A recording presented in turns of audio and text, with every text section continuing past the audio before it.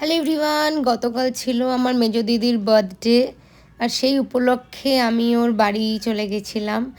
আর আজকে কিন্তু এই রান্নার ডিপার্টমেন্টটা আমারই ছিল।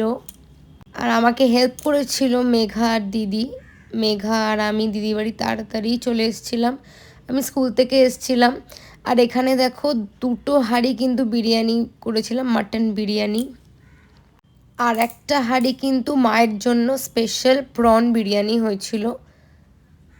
ওটার ভিডিও আমি সামহাউ করেছিলাম, সামহাউ পাচ্ছি না। তো এখানে আমি কিছু কিছু প্রসেস তোমাদেরকে দেখিয়েছি কিভাবে করেছি।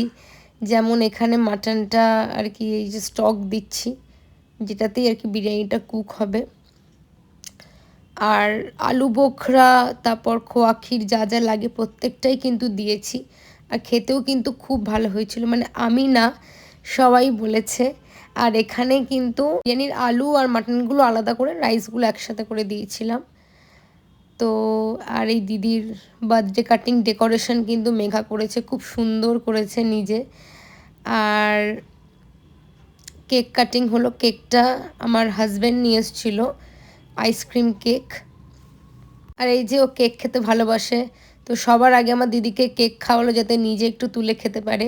আর এখানে কিন্তু চিকেন চাপও বানিয়েছিলাম, সবাই খুব সুনাম করেছিল রান্নার আর কি। তো চিকেন চাপটা দেখে বুঝতে পারছো প্রচণ্ড টেস্টি হয়েছে। আর চিকেন চাপ মনে হয় প্রায় 7-8 বছর আগে একবার বানিয়েছিলাম, আর এই বানালাম।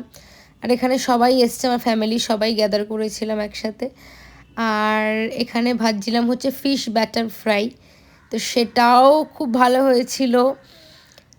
অ্যান্ড বাবা যেহেতু এসব খায় না বিরিয়ানি, তো বাবার জন্য নান, বাটার নান, আর সাথে চাপ খাবে কি না যদি গন্ধ লাগে, ওই জন্য বাবার জন্য চিলি চিকেন বানিয়েছিলাম।